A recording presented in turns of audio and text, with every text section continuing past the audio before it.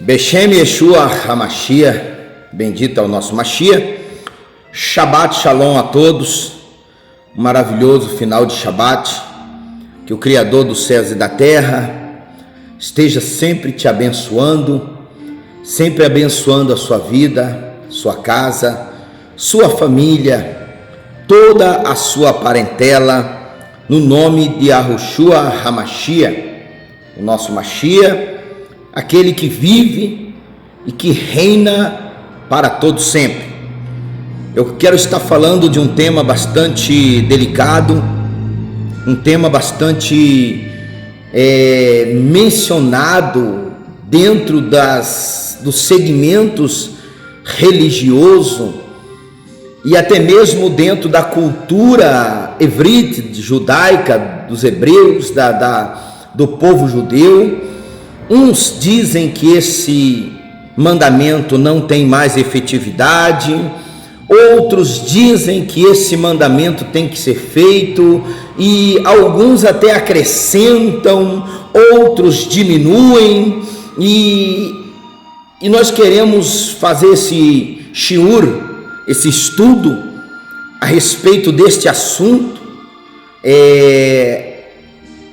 Eu gostaria que você abrisse a sua Bíblia.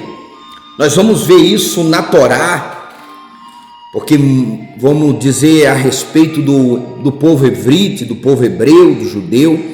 Admiro muito o povo judeu, tenho um respeito muito grande por todos os moré, por todos os professores, por todos os rabinos, por todas as pessoas que trabalham, que tem essa cultura judaica que é maravilhosa, uma cultura riquíssima, uma cultura maravilhosíssima. Os judeus, eles enfatizam a obediência dos mandamentos da Torá, e eu quero falar a respeito de um dos mandamentos. Não desprezo de forma alguma nenhum dos 613 mandamentos na Torá, de forma alguma, nenhum tipo. O nosso Mashiach, ele não anulou nenhum dos mandamentos, nenhuma das suas palavras, nenhum dos seus mandamentos, porque ele disse na palavra dele, que mesmo que nós sejamos infiéis, a sua palavra, ele ainda assim permanecerá fiel.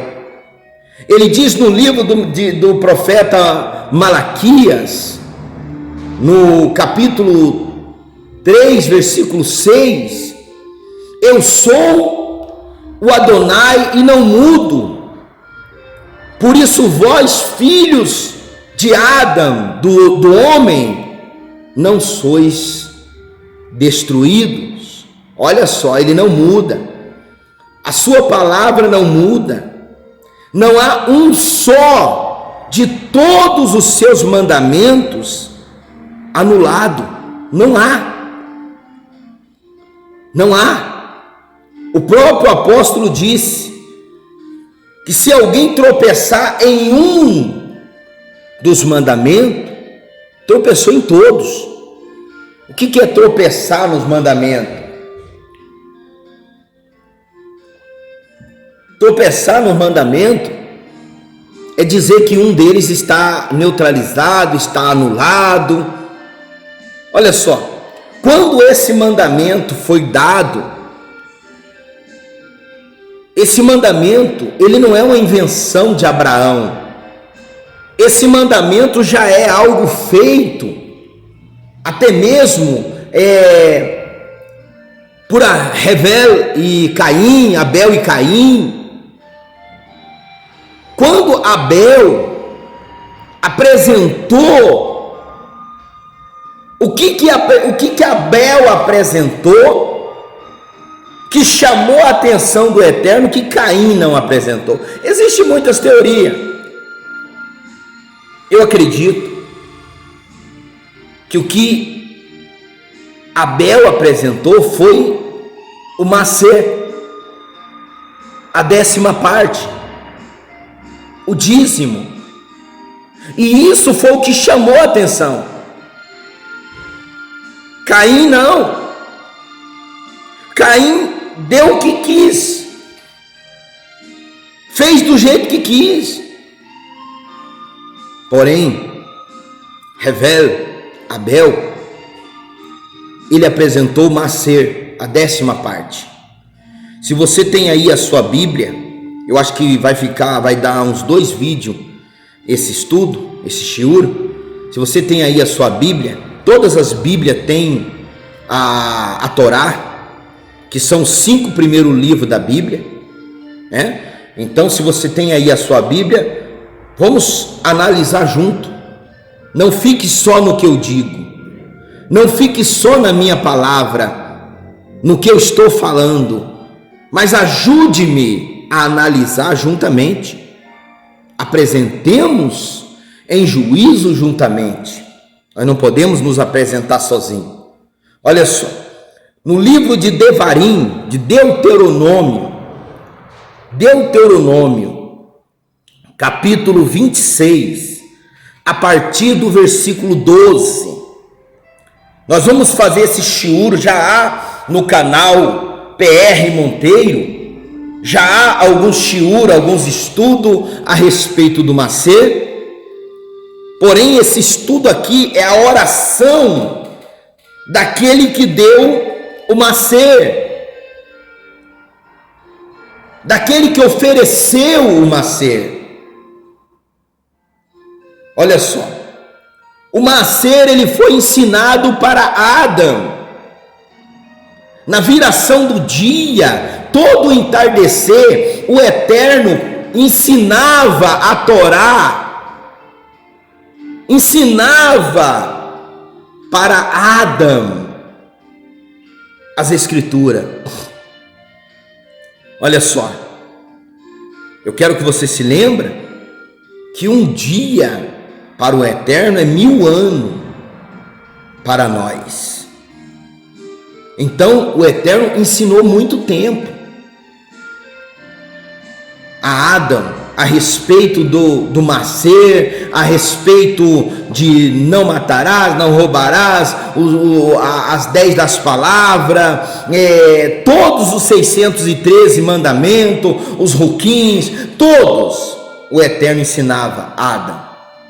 E Adão, principalmente depois que Adão foi expulso do Gan Éden, Adão passou a ensinar, Adão passou a ministrar aos seus filhos. Adão passou a ministrar aos seus filhos, e não foram poucos filhos não. Diz os estudiosos que Adão e Havá e Eva tiveram 126 filhos. 126 filhos. Quero que você se lembre que Adão, ele viveu 938 anos. Não foi pouco. Então deu muito tempo para ele ter 126 filhos. E para todos os seus filhos, Adão ensinava, não só a respeito do Maser, mas a respeito de toda a Sagrada Escritura. Mas claramente, nós vemos aqui no livro de Bereshit, de Gênesis, capítulo 12, aonde Avrão ensinou através da sua prática, porque o melhor ensinamento é a prática. Ninguém pode ensinar algo que não tome para si como prática. Eu jamais poderia estar aqui te ensinando a respeito do Maser se eu não vivenciasse isso, se eu não ponhasse isso em prática na minha vida. Ninguém pode ensinar algo e não praticar algo. E Yeshua ensinou isso quando ele foi batizado. Ele não precisava, porque o batismo do arrependimento, o testemunho da Techuvá, que é o batismo do arrependimento,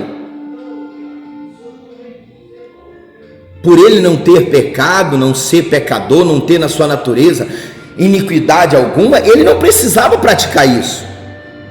Porém, ele fez para mostrar que ninguém pode fazer algo ou ensinar algo que não pratique. Eu não posso te ensinar algo que eu não viva isso. Eu só posso te ensinar aquilo que eu tenho vivido. Abraão, ele foi o primeiro homem claramente a devolver o dízimo. Está escrito em Êxodo, Gênesis, capítulo 12, Bereshit, capítulo 12. Ele ensinou, ele devolveu a Malquisedeque o dízimo de tudo, o macer, de tudo, ao sacerdote Malquisedeque. Aqui, Moisés, no capítulo 26 de Deuteronômio, de Devarim, existem muitas outras passagens. Não é um mandamento que fala uma ou duas vezes, não. Isso é um mandamento que fala em toda a palavra. Inclusive também fala no Novo Testamento. Muitas pessoas religiosas aí costumam dizer que o dízimo é coisa do Velho Testamento. Eu digo para você com toda certeza, não existe Velho e Novo Testamento. Não existe. Um completa o outro.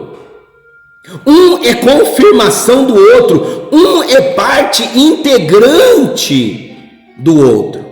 Então não existe Velho e Novo Testamento. Essa divisão foi feita quando a Bíblia foi copiada pelos gregos e foi dado como Velho ou Novo Testamento. Mas não existe isso.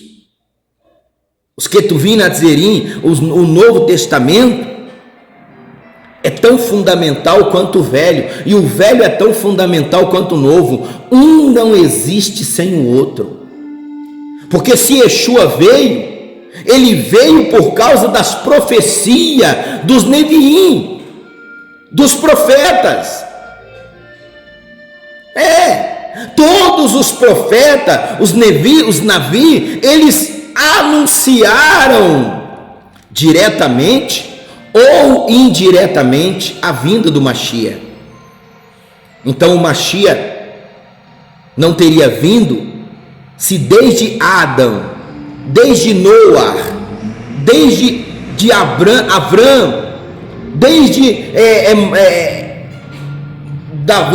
David, todos anunciaram a vinda do Mashiach.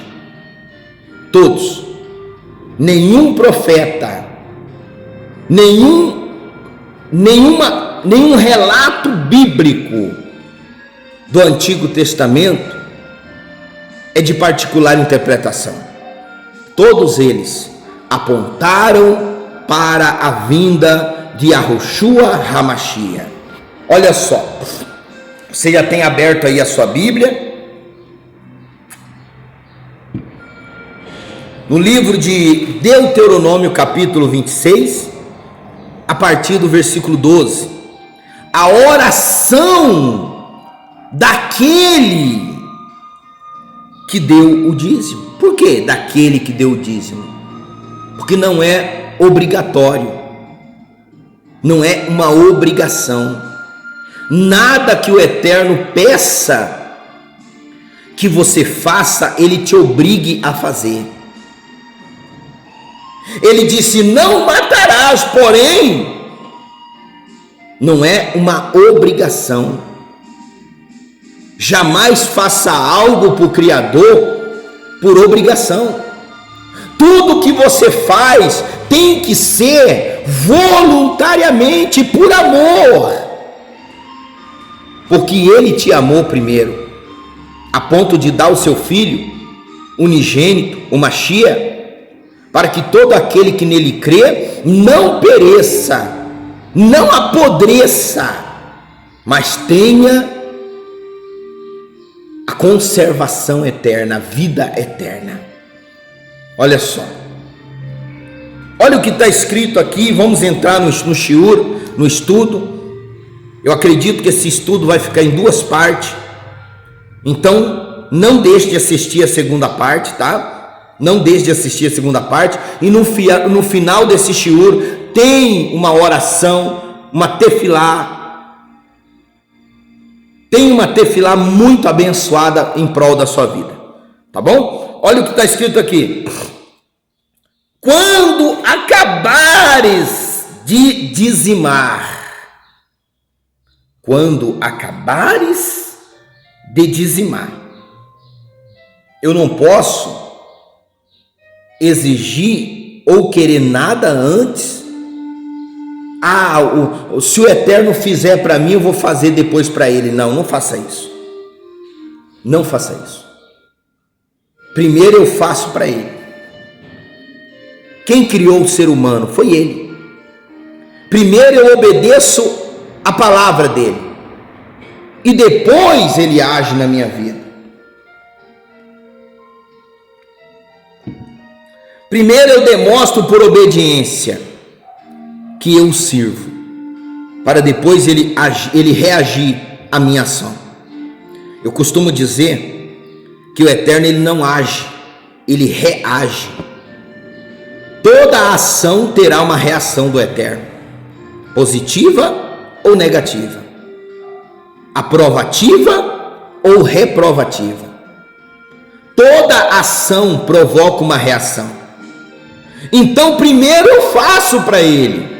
Olha aí: quando acabares de dizimar todos os dízimos da tua novidade, de tudo que você colheu, de tudo que você produziu, de tudo que vier à sua mão, quando acabares de dizimar todos os dízimos da tua novidade, no ano terceiro, que é o ano do dízimo. Por que no ano terceiro, que é o ano do dízimo? Porque na época não existia os meios que existem hoje. Quem é mais antigo sabe disso. Para levar um rebanho de animal de um canto para o outro era muito difícil, porque não existia meios de transporte como existe hoje. A dificuldade da época era muito maior. Então a pessoa produzia, e durante o ano ela recolhia a dízima, o macer, e a juntava. Quando formava 3 anos, então ele recolhia tudo aquilo, enchia suas carroças, os seus carros de boi, e viajava até 6 meses para trazer até o santuário a dízima, o dízimo, ou o macer. Olha só, viajava muito tempo. A prova disso é Eucana, Ana, no livro de Shmuel Bey Aleph, 1 Samuel, Shmuel Aleph, 1 Samuel. Ana e Eucana, eles viajavam tempos para trazer até o santuário os seus dízimos, os seus votos. Viajavam anos. Não era que nem hoje, que você pega um avião daqui e vai em poucas horas. Não. Havia um tempo muito prolongado. Por isso, para que a pessoa não abandonasse a sua propriedade, ela trabalhava 3 anos na sua propriedade e depois ela levaria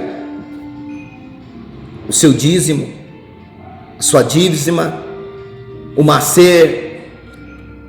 E quando ele chegava, olha o que está escrito mais aqui: então a dará aos levitas. Quem eram os levitas? Eram aqueles que administravam o templo, eram aqueles que cuidavam do Mishkan, eram aqueles, primeiro tinha que ser dado aos levitas, e os levitas, o sacerdote, o sumo sacerdote, aqueles que eram os administradores do templo, eles faziam essa distribuição e essa administração das dízimas, dos dízimos do povo. Olha só: então dará aos levitas, e os levitas aos estrangeiros, aos órfãos e às viúvas, para que comam dentro das tuas portas e se fartem. O Mishkan, o templo, o tabernáculo, quando era a época das dízimas, os pobres, eles vinham, porque era entregue os dízimos aos sacerdotes, aos levitas, e eles recolhiam para si o dízimo dos dízimos, e aquele que sobrava era para a administração do templo. E era dado o sustento aos pobres, às viúvas, os estrangeiros. E aquelas pessoas comiam todos, se alimentavam todos, porque era feita uma grande festa, porque se trazia, era muita provisão. Era muita coisa, tudo era trazido até o tabernáculo, até o Mishkan, e era entregue aos levitas, aos sacerdotes, e os levitas, os sacerdotes, eles faziam uma administração daquilo.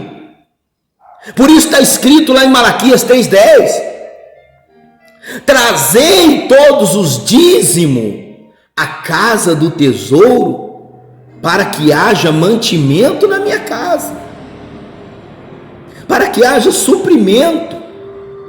Aquele povo trazia, e ali o sacerdote fazia essa administração, um trabalho social, e ajudava as pessoas, porque na época não vinha só em dinheiro, em prata, em ouro, não, vinha também em cereais, vinha em queijo, vinha em pães. Então aquilo era distribuído às pessoas, e as pessoas que estavam ali, que recebiam esse benefício, tinham suas necessidades supridas. Por isso está escrito aqui: e dará aos levitas, vírgula, e aos estrangeiros, levita aos estrangeiros, aos órfãos e às viúvas que não tinham direito algum, para que comam dentro da tua porta e se fartem, para que comam dentro do santuário e se fartem. Levava até os levitas, ali os levitas faziam panelões e panelões de comida e dava a todos, e todos se fartavam. O trabalho social da Carralo é um trabalho que é movimentado pelos dízimos. Por isso Malaquias diz: trazei, para que haja suprimento na minha casa. Olha o que está escrito mais. E dirá perante o Adonai. E dirá perante o Adonai, teu Elohim. Olha a oração que devemos fazer após entregarmos a 10ª parte, o macer, o dízimo. Preste muita atenção nisso aqui. Isso aqui tem informação tremenda. Olha só. E dirá perante o Adonai teu Elohim, no local sagrado, no Mishkan, no tabernáculo aonde o Eterno estava habitando, ou seja, as pessoas estavam se reunindo para buscar o Eterno. Para buscar quem? O Eterno. Eles iam lá para cumprir o mandamento de quem? Do Eterno. Eles não iam lá por causa de homem. Eles não faziam caravana para ver fulano e beltrano, não. Eles iam cumprir os mandamentos da Torá, da palavra do Eterno. Eles iam lá para obedecer aquilo que havia sido ensinado a eles. Hoje muita gente fazem caravana, viaja de longe para ir ver homem, para ficar admirando homens.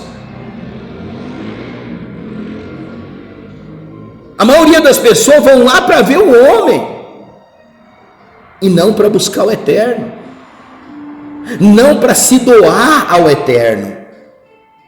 Olha o que está escrito: e dirá perante o Eterno teu Elohim, tirei o que é consagrado da minha casa. Ou seja,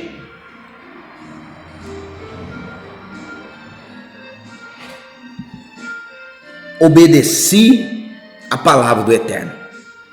Tirei o que é consagrado da minha casa.